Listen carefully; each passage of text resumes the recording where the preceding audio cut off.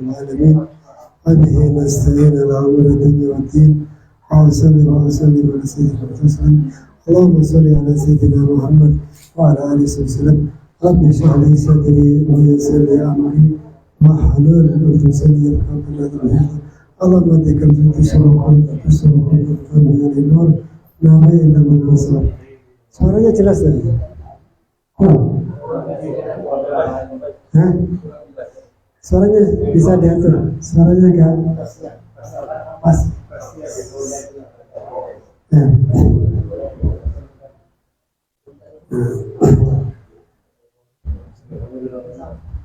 Apa kita baca kirim Fatihah dulu kepada siapa? Orang tua ngajinya. Ya, sudah kirim Fatihah aja. Al-Fatihah. Nah, kita akan ya. Al-Fatihah. Al-Fatihah Rasulullah Muhammad bin Abdullah. Ini ada kesana. Sana. Hah?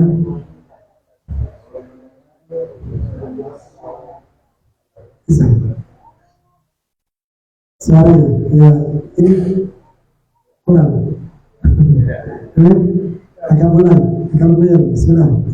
Al-Fatihah, Al-Fatihah. Tapi sambil diatur, habis sambil baca doa. Diatur sambil dibaca doa, sambil baca doa.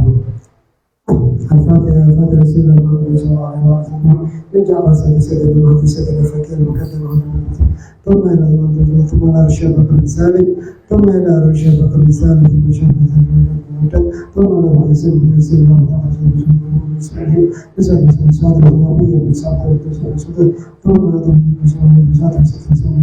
ثم إلى خصوصا نرسله بالتبريد ثم إلى جميع المسلمين ثم إلى أيدينا مالككم ويجب الله أن يغفر لهم ويغفر لهم ويرحمهم أن يغفر لهم ويرحمهم ويجعل درجاتهم الجنة ويبعد سعادة آلهم وربهم في دين الدنيا والآخرة وإلى حضرة نبي سيدنا محمد صلى الله عليه وسلم. الفاتحة. أعوذ بالله من الشيطان الرجيم. بسم الله الرحمن الرحيم. الحمد لله رب العالمين الرحمن الرحيم مالك يوم الدين إياك نعبد وإياك نستعين اهدنا الصراط المستقيم صراط الذين أنعمت عليهم غير المغضوب عليهم ولا الضالين. Enak, jelas. Jelas betul. Nah, sebelum masuk di bab ini, karena keluarga Fauzi karena musibah orang tuanya meninggal, maka sedikit tentang orang tua yang meninggal. Apa daripada kewajiban seorang anak kepada orang tua yang sudah wafat.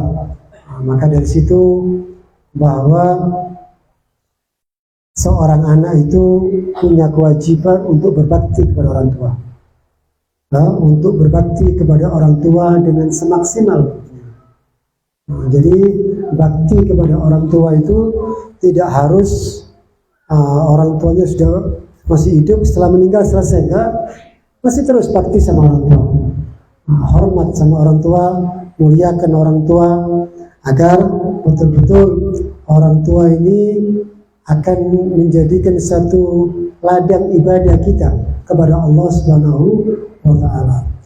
Dan dari situ bahwa orang tua yang meninggal, maka ini dijadikan bahwa rasa dorongan yang kuat agar anak ini tetap berbakti. Dengan apa? Berbakti dengan orang tua yang sudah meninggal, yaitu dengan selalu melakukan amal-amal yang soleh. Jadi begitu orang tua kita sudah meninggal, gimana cara baktinya kita sama orang tua supaya orang tua senang di alam barzah, supaya orang tua senang di alam kubur? Maka orang tua maka anak akan harus betul-betul menjaga supaya orang tua di sana gembira. Dengan apa? Dengan selalu melakukan amal-amal yang soleh. Tinggalkan maksiat. Ya, mungkin dulu waktu orang tua kita masih hidup, kita maksiat, orang tua kita nggak tahu. Tapi sekarang dia tahu. Orang tua kita yang sudah meninggal di alam barzah, di alam kubur, dia akan mendapatkan informasi, akan mendapatkan berita.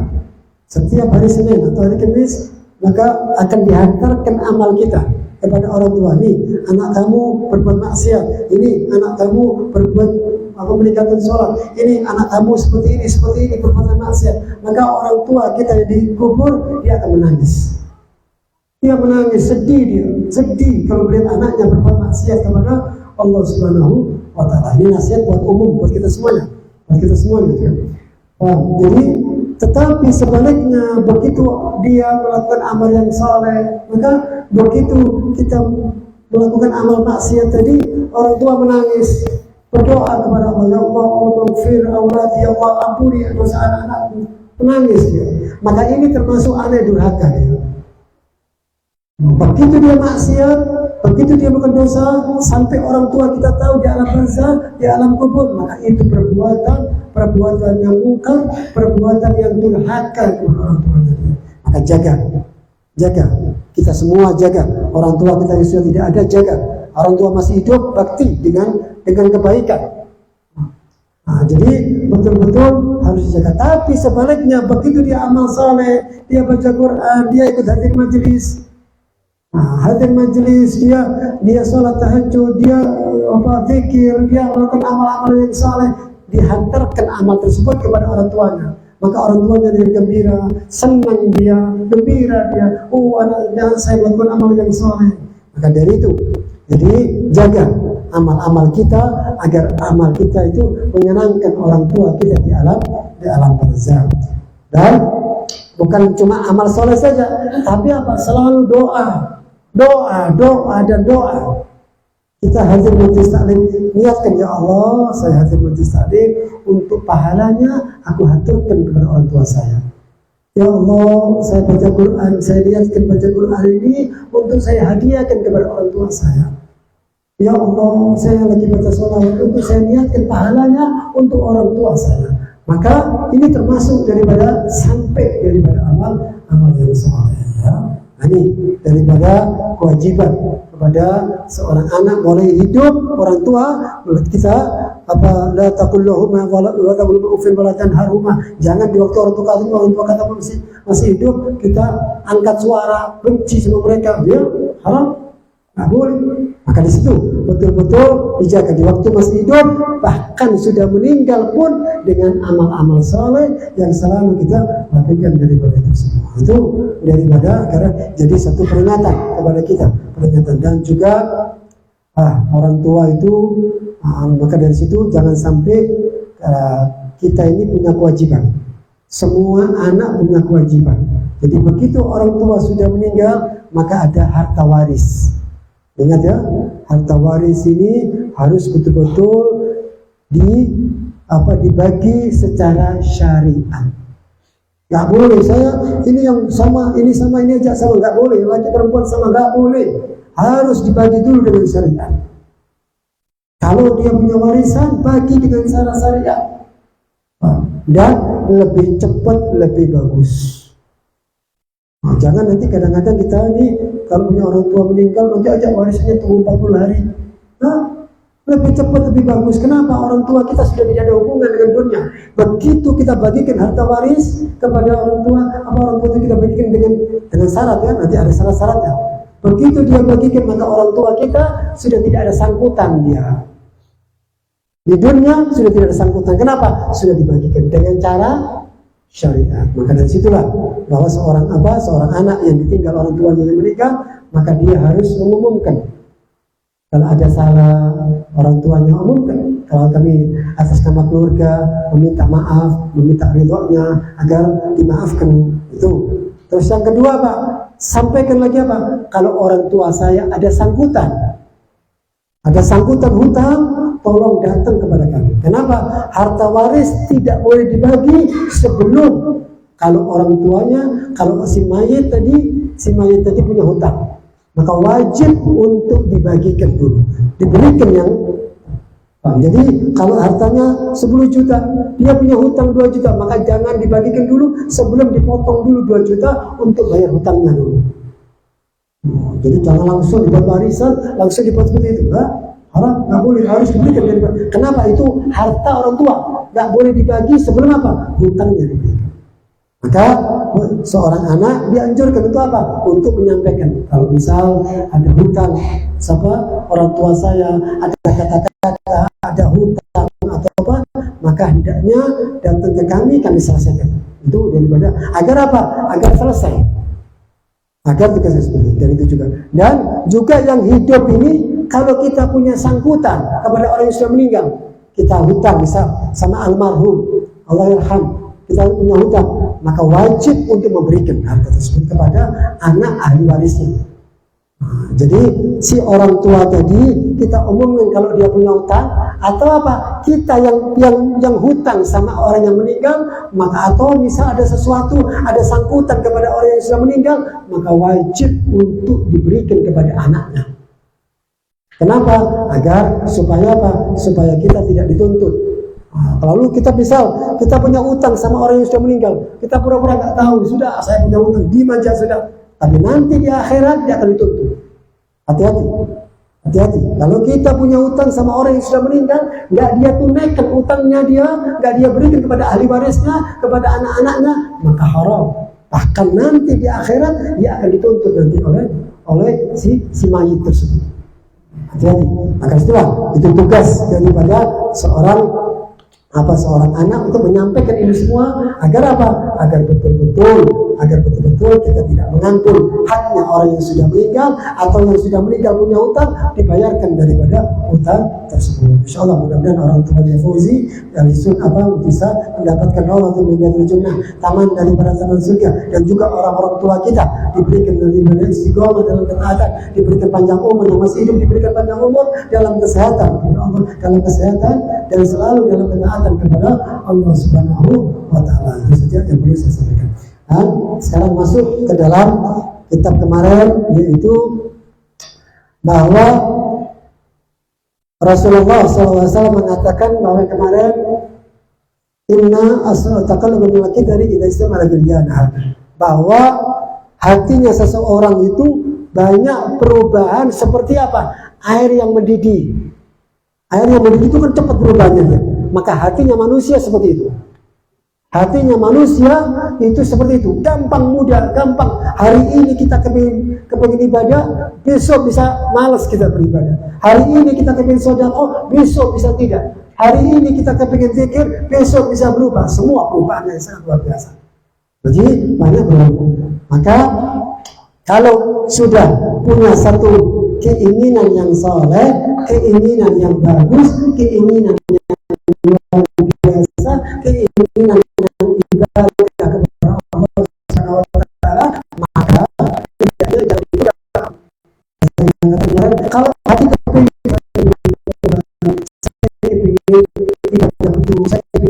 saya dekat kepada Allah, saya dekat kepada maka niat yang soleh ini langsung mulai.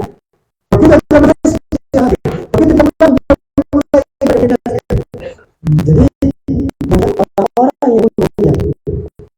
orang yang punya niat untuk berubah, begitu dia mengamalkan dan dia meninggal, maka dia mati diri. Apa yang dia dapat pahala? Makanya orang harus dianjurkan kalau bagi Allah saya berikan kebenaran saatnya dia meninggal dan belum menunaikan ketaatan tersebut, maka dia dapatkan daripada ibadah tersebut. Dari situ bahwa hati yang kuat, maka jangan sampai niatnya hati yang kuat dalam ketaatan terus dia tunda. Begitu dia tunda niat kebaikan tersebut, maka bisa berubah semuanya. Kenapa? Kata Rasulullah bahwa hati itu seperti air yang mendidih, cepat berubah dia. Semangat lemah, semangat lagi lemah lagi dalam ibadah. Jadi begitu semangat jalankan. Begitu kita zikir, misal la haula wala quwwata illa billah, terus timbul rasa khusyuk, teruskan. Itu kesempatan. Begitu kita baca istighfar astagfirullahaladzim, terus timbul hati itu, ya Allah saya banyak dosa, banyak maksiat, teruskan, kuatkan terus. Berarti apa? Imannya lagi naik dia di sini. Imannya lagi naik, jangan ditahan dia. Biarkan dia terus naik terus, biarkan. Kita baca Quran, lagi satu lembar, tapi ini 2 lembar, bahankan lagi. Tapi tetap istiqomah. tetap istiqomah. Jangan sampai baca 10 lembar setelah itu tidak istiqomah.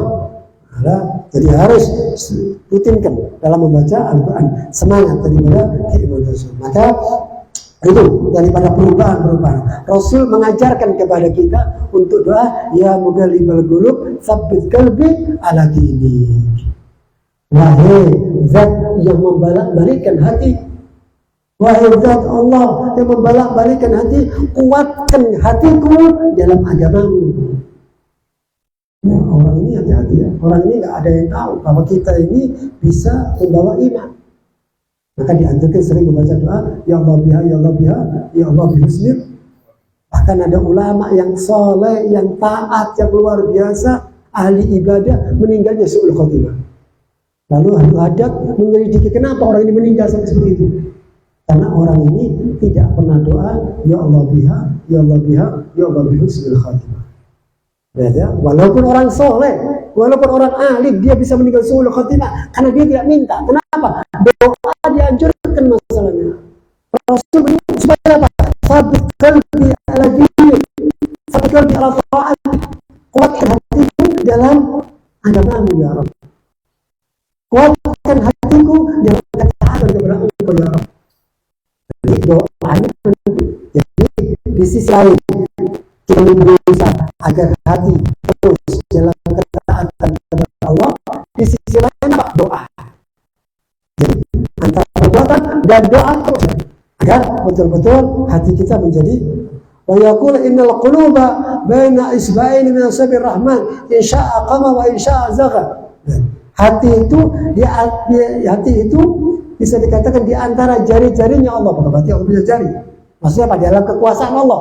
Dalam kekuasaan Allah, Allah bisa luruskan dan Allah bisa bengkokkan dia. Ya.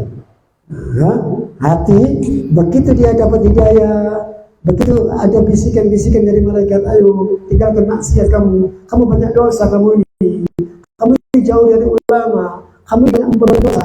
Nah, begitu ada seperti ini, maka ini satu petunjuk dari Allah Taala. Allah meluruskan kita ini. Allah meluruskan kita, Allah berikan hidayah di sana.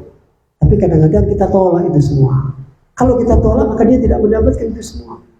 Begitu sudah ada bisikan seperti itu, maka begitu Allah memberikan hidayah, maka itulah kesempatan seorang hamba untuk terus taat kepada Allah. Ya, kita ini dosa kepada Allah, dosa kepada manusia.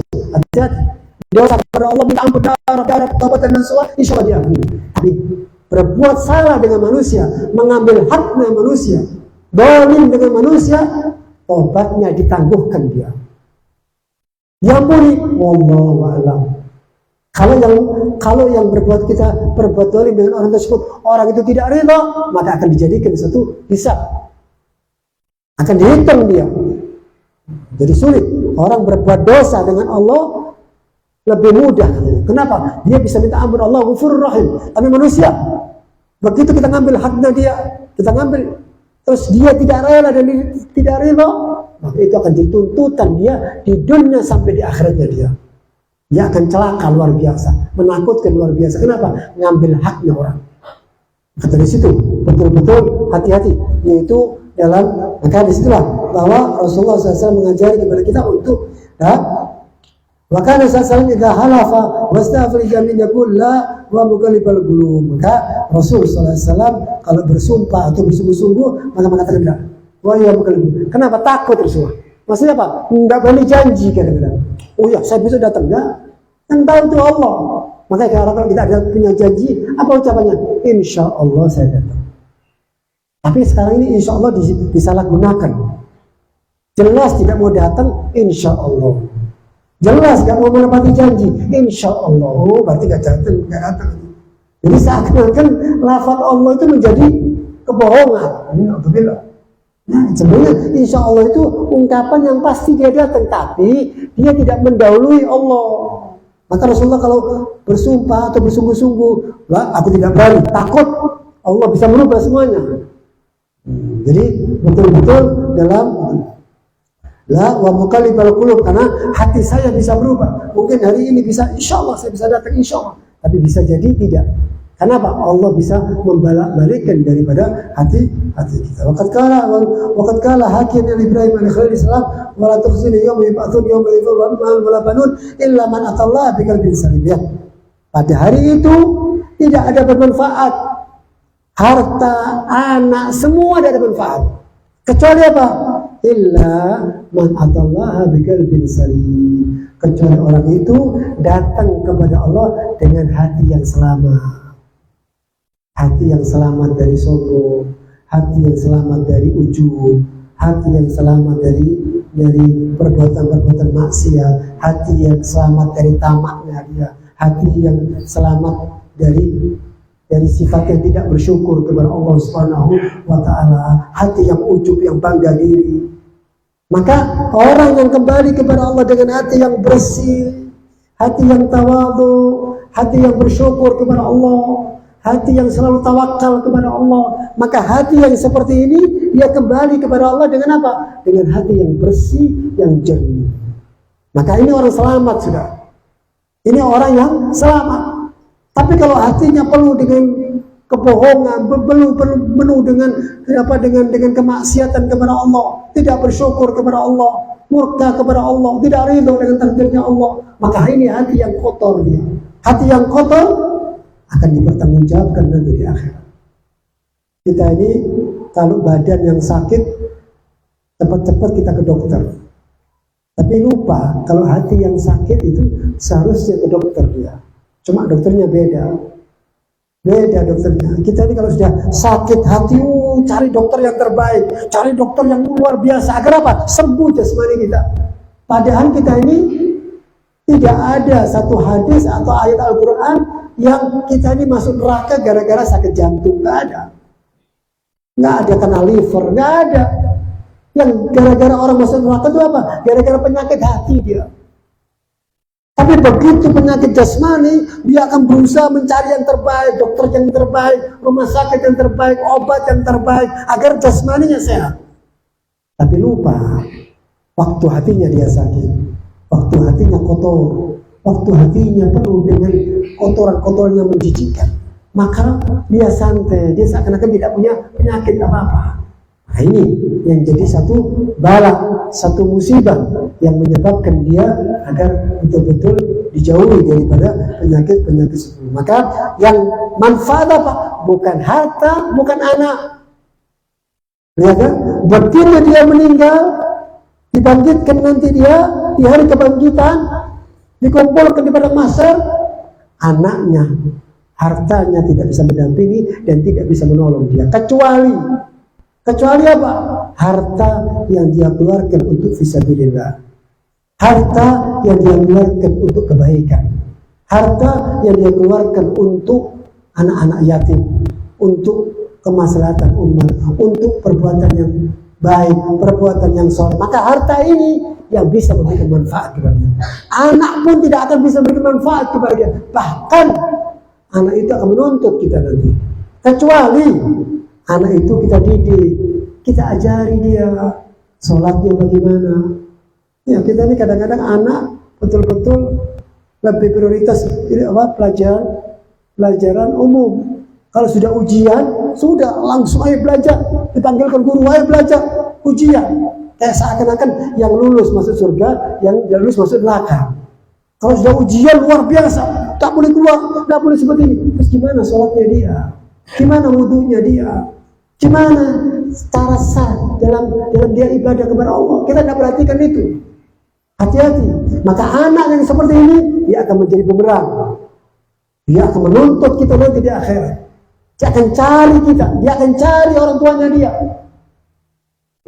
Yang kita korban, kita sampai kerja keras luar biasa, kita keluarkan harta kita untuk anak kita luar biasa, kita kerja keras semaksimal mungkin, pagi, siang, malam, dan intinya dia bahkan naudzubillah sampai berbuat korupsi gara-gara anaknya untuk menyenangkan anaknya.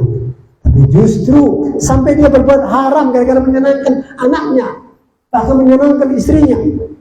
Maka sampai seperti itu, akhirnya apa? Anak dan istrinya menuntut dia. Ya. Jadi anak-anak yang seperti itu, dia tidak akan bisa menyelamatkan kecuali anak yang kita didik, kita ajari sholatnya dia, maka dia menjadi manfaat buat kita. Setiap dia melakukan amal soleh, kita mendapatkan pahalanya. Setiap dia melakukan kebaikan, kita mendapatkan pahalanya. Kenapa? Kita ikut andil mendidik anak kita, mengarahkan anak. Kalau kita tidak bisa ngaji, datangkan guru. Kita bisa berikan HP anak kita yang mahal, bisa. Tapi kenapa tidak mampu mendatangkan guru untuk ngajari? Ajarkan guru ngajinya dia, agar betul-betul anak ini bisa ngaji. Bangga kita menjadi anak kita yang bisa untuk takwa ini. Ya. Tidak ada manfaat anak kecuali apa?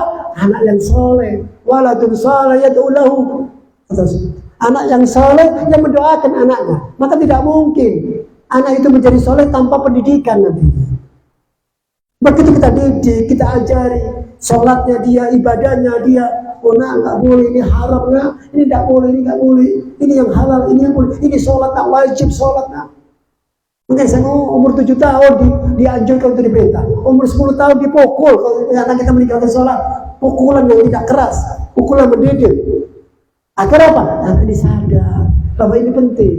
Tapi begitu ujian, begitu kalau sudah ributnya luar biasa orang tua. Kalau sudah ujian ribut sudah, bagaimana ini nggak lulus, seakan-akan itu sesuatu yang final sudah dalam hidupnya dia.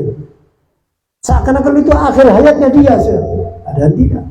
Karena situlah bahwa anak yang soleh, harta yang kita salurkan untuk dalam ketaatan kepada Allah, ini yang manfaatnya. Itu harta yang hakiki, anak yang hakiki. Nah karena situlah apa? Dan juga apa? Yaitu dengan apa? Dengan hati yang selamat, hati yang aman, tidak ada kebencian dengan orang. Aman dia. Orang kalau sudah tidak ada kebencian, tidak ada hasad, nikmatnya hidup, nikmatnya luar biasa dalam hidup dia. Enak nikmatnya dia. Orang kalau sudah benci, hasut, penyakit hati, tidur nggak bisa dia. Sulit hidupnya dia berat hidupnya dia. Kenapa? Begitu orang dapat nikmat, dari mana bang? Terus pikiran-pikiran yang jelek. Kenapa? Karena sudah hatinya kotor dia. Orang yang seperti ini tidak akan tentram hidupnya sampai meninggalnya dia. Kecuali dia obati penyakit hati. Dan penyakit jasmani itu lebih mudah diobati daripada penyakit hati. Penyakit hati ini apa? Datang ke majelis, minta nasihat para ulama, minta nasihat para guru, minta nasihat para habaib yang agar betul-betul untuk mendapatkan nasihat supaya apa? Terus dinasihati terus. Kenapa? Hati kalau sudah jauh dari ilmu bisa mati dia. Seperti kata ulama, satu hati yang 3 hari tidak mendapatkan ilmu bisa mati ya dia. Kalau sudah mati sulit dihidupkan lagi sudah. Jadi betul-betul ya saya bilang kalau misal lagi pengajian libur atau apa, ada pengajian yang lain yang dia ahli sunnah hadir. Terus juga kalau misal di rumah lagi santai lihat di medsos yang ulama-ulama yang ahli sunnah, ahli Taufik, Buya Yahya, Ustaz Abdul Somad, ini kan ulama-ulama ahli sunnah. Itu dilihat, walaupun kita santai dengarkan ceramahnya mereka masih dapat ilmu. Jadi betul-betul mencari ilmu itu tidak harus datang ke sini, harus ke sini sampai tidak. Begitu libur cari guru-guru yang lain maupun yang hadir langsung. Ya lebih afdolnya hadir langsung ya, jelas ya, kalau ada pasti hadir itu lebih utama, lebih afdol daripada di medsos. Dengan sekali itu kalau ada udzur, kita udzur tempatnya jauh, kita sakit nggak bisa hadir, itu lain. Tapi kalau tanpa udzur bisa kenal. Kenapa? Karena ini satu amal yang soleh. Fahris kullu haris, hati-hati katanya. Hati-hati masalah hati. Hati-hati masalah hati, nggak segampang itu. Pengobatannya butuh proses, butuh waktu. Kita ini dekat sama ulama, dekat orang alim, belum jadi ulama masih. 10 tahun kita kumpul sama orang alim, belum tentu jadi orang soleh kita masih. Apalagi jauh. Kenapa? Kebaikan itu menularnya sulit. Kejelekan, hari ini kita kumpul sama orang nggak benar, besok sudah mulai dia. Sangat luar biasa. Kejelekan itu seperti kayu yang dibakar, cepat. Tapi begitu kumpul sama orang soleh, dekat sama orang soleh, kita kumpul tahun-tahun, belum tentu kita bisa meniru. Paling tidak kita bisa meniru berapa persen. Itu masih bagus, luar biasa. Untuk apa sih kumpul sama orang soleh, hadir majelis seperti ini? Supaya hati kita terjaga. Orang kalau sudah hatinya nyaman, hatinya syukur sama Allah Ta'ala, dekat kepada Allah Subhanahu Wa Ta'ala, apa yang Allah berikan dia syukuri semuanya, maka hidupnya akan tentram dia, walaupun pas-pasan hidupnya dia. Walaupun pas-pasan. Rasul mengatakan baiti jannati. Kenapa Rasulullah mengatakan seperti itu? Padahal sederhana, karena hatinya, jiwanya yang sofi, jiwanya yang jernih, yang bersih, yang dimiliki oleh Rasulullah Sallallahu Alaihi Wasallam. Jadi fahris, jaga, hati-hati, karena proses sakit kuat. Kalau orang sakit kasih obat selesai, berapa hari sembuh dia sudah. Tapi kalau hati sombong, ujub, merendahkan orang, dendam, marah, gampang, luar biasa. Tidak gampang untuk itu semua. Tapi bukan berarti tidak bisa. Selama ada kemauan yang kuat, selama semangat yang kuat, insya Allah dia bisa berubah dirinya. Sambil apa? Doa dan ikhtiar. Dengar majelis ta'lim, dengar majelis ilmu. Gimana jahatnya? Maka Imam Ghazali sampai jelas apa membahas masalah hati, masalah riya. Luar biasa Imam Ghazali, ulama. Jadi sampai betul-betul penyakitnya seperti ini, obatnya seperti ini. Nah, kalau kita tidak bersyukur, kita kurang bersyukur, kita mengeluh terus, ingat nikmatnya Allah hitung sekarang. Ayo, coba dihitung sekarang. Kita berat ke sekarang, ya sekarang dihitung nikmatnya Allah. Satu mata aja kalah semuanya. Musibah yang kita alami sekarang ini nggak ada artinya dengan nikmatnya Allah, nggak ada artinya sudah. Belum mata satunya, hidungnya, telinganya, lisannya, jantungnya, luar biasa. Kalau mau dihitung semua, nggak ada artinya musibah yang kita rasakan. Supaya apa? Supaya kita bersyukur kepada Allah. Jadi betul-betul dijaga agar fahris ala ta'ti rabbika biqalbin salim min asy-syirk wa nifaq, dan hati-hati datang kepada Allah dengan hati yang syirik. Paham ya? Orang-orang itu ada orang itu kekafiran ini hati-hati. Kadang-kadang orang mengatakan saya sudah sholat nggak wajib buat saya, ini bahaya nih. Puasa nggak wajib buat saya sudah. Itu untuk orang awam saja itu sudah. Wah, ini bisa kafir ini. Kalau dia meyakini sholat tidak wajib, ini rukun Islam, aqimis sholat, dirikan sholat. Hati-hati. Kenapa? Karena tidak ada ketaatan.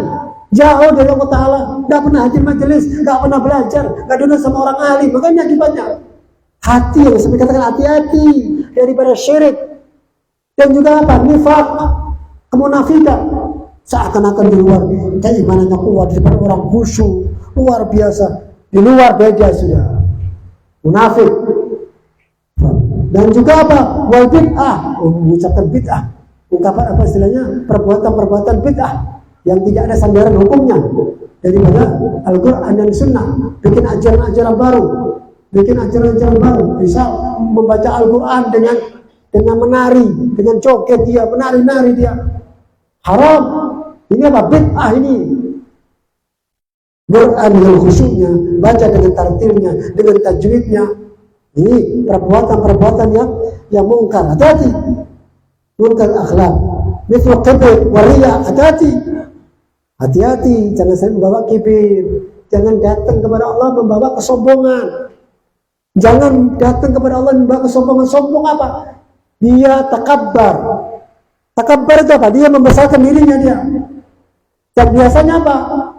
Selalu ungkapannya apa? Saya, dan saya. Kalau saya gini, saya nggak mau, saya lebih bagus, saya. Kenapa? Ungkapan iblis. Ana khairu minhu. Saya. Takabbar dia. Takabbar itu apa? Dalam bahasa Arab, membesar-besarkan dia. Padahal dia kecil. Membesar-besarkan dirinya. Saya enggak. Saya ini tidak ada yang tahu. Orang tidak tahu. Orang punya penyakit sombong. Kenapa? Ini dalam hati. Kalau orang penyakit jasmani, kelihatan. Oh luka. Oh ini luka. Oh ini patah ini. Oh ini luka ini. Kelihatan. Tapi kalau penyakit hati, siapa yang tahu? Kecuali manusia itu sendiri dengan Allah SWT. Dan kadang-kadang orang lain juga tahu. Orang lain itu apa? Mukmin itu cermin daripada mukmin yang lain. Jadi kadang-kadang kita ini apa?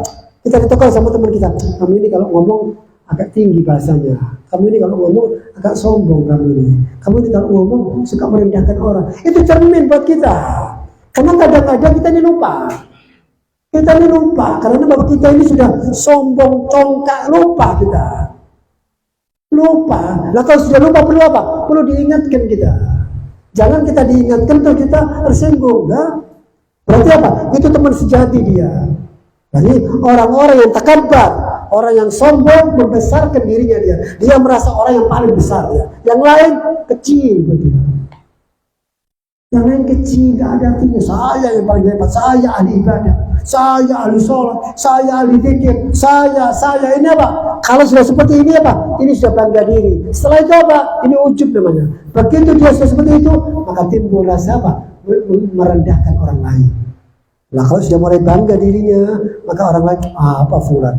Dia masih segitu, saya lebih. Dia masih sholat berapa rakaat, saya lebih. Nah, jadi jangan, kita ini kalau beribadah, Allah berikan taufik, kita bisa tahajud, bisa baca Quran, jangan menghina orang-orang yang tidak hadir. Doakan mereka. Jangan kita nih, saya bisa hadir, kamu tidak hadir kenapa? Ya, betul-betul tujuannya apa? Tujuannya apa? Untuk mengingatkan mereka. Doakan mereka supaya mereka bisa hadir. Begitu kita sholat tahajud, saya bisa sholat tahajud, kamu nggak bisa. Itu sudah alamat. Alamat apa rusak dia sudah mulai. Rusak hatinya dia. Kenapa dia merasa saya bisa tahajud, kamu nggak bisa? Berarti apa? Dia mengangkat dirinya dia. Kita ini tidak tahu mana manusia yang terbaik, mana yang lebih baik dari kita, nggak tahu sama sekali. Maka apa? Sudah tunaikan kita ibadah. Kalau ada orang yang tidak bisa sholat tahajud seperti kita, tidak bisa hadir majelis taklim seperti kita, doakan dan berikan nasihat kepada dia. Tapi dengan dasar tidak mengangkat diri kita sendiri. Oh saya lebih bagus, saya lebih hebat, tidak. Dijauhkan daripada prasangka-prasangka seperti itu. Maka untuk daripada al-kibr war-riya. Kata Muhammad hati-hati riya. Riya ini dia melakukan satu amal soleh karena ingin manusia. Dia ajrin nas. Dia melakukan amal soleh, amal taat, kepingin apa? Kepingin pujian orang, kepingin dilihat orang, kepingin disanjung orang, kepingin diperhatikan orang dia. Riya. Atau kepingin dipuji orang. Orang kalau sudah dipuji itu apa? Langsung beda. Kamu luar biasa. Makanya saya bilang ulama-ulama seperti Imam Ghazali jangan suka muji orang, karena muji itu racun. Muji itu nggak bagus. Kenapa? Orang yang dipuji akan besar kepalanya takutnya nanti dia. Yang asalnya dia ikhlas, akhirnya dia nggak ikhlas nanti. Gara-gara sama. Gara-gara kita yang muji. Dan biasanya orang yang muji itu terlalu berlebihan. Ya, orang muji itu biasanya kan, oh kamu hebat, oh kamu luar biasa. Oh, biasanya bohongnya banyak. Biasanya apa? Dia berlebihan dalam maka dari situ bahwa hati-hati penyakit sombong, penyakit riya, ikhlas. Kenapa? Begitu dia beribadah karena manusia, begitu dia meninggal, maka Allah katakan ambil itu pujian daripada manusia, ambil itu sudah. Pahalaku jangan terima, nggak bisa, aku tidak kasihkan. Begitu dia karena beribadah karena pujian kepada manusia, ingin disanjung, maka begitu sampai di akhirat Allah tidak akan berikan pahala buat dia. Kenapa? Karena kamu kan minta dipuji, itu sudah dipuji, sudah selesai. Tetapi bukan berarti kalau kita tidak bisa ikhlas terus kita tidak beramal. Nah, sambil beramal, sambil berusaha untuk ikhlas. Jadi begitu dia beramal, hati kepingin dipuji, hati kepingin disanjung, dihilangkan. Astagfirullahaladzim, buat apa? Pujian manusia nggak ada artinya. Pahalanya Allah jauh lebih utama, rezekinya Allah jauh lebih utama, rahmatnya Allah jauh lebih utama, ridhonya Allah jauh lebih afdal. Nah, begitu sambil apa? Sambil ibadah. Jangan kalau sudah tidak ikhlas, oh, sudah saya nggak ikhlas, buat apa saya sedekah? Nggak usah sedekah saja, nggak usah sholat saja, saya nggak bisa khusyuk. Nah, bukan seperti itu. Tetap ibadah ditunaikan sambil ikhtiar agar betul-betul dia itu mukhlisina lahuddin, ikhlas dalam urusan. Kenapa? Nggak mungkin orang itu langsung kepada mukhlis, langsung ikhlas. Ada proses, ada ikhtiar, ada berusaha sampai betul-betul dia bisa menjalankan daripada itu semua. Mudah-mudahan Allah berikan kita hati yang bersih, hati yang jernih, hati yang istiqomah, yang bersyukur kepada Allah Subhanahu wa taala, dan alhamdulillah jangan sampai mudah-mudahan kita tidak mengambil haknya orang lain, dan juga kita tidak berbuat zalim dengan orang lain, dan diberikan istiqomah dalam ketaatan insyaallah. Bismillahirrahmanirrahim. Alhamdulillahirabbil Allahumma ajilna Allahumma ajilna Allahumma rasulullah harisa rahmatka wa bil akhlaqi wa zakati salam al-fatihah. Bismillahirrahmanirrahim. Alhamdulillah.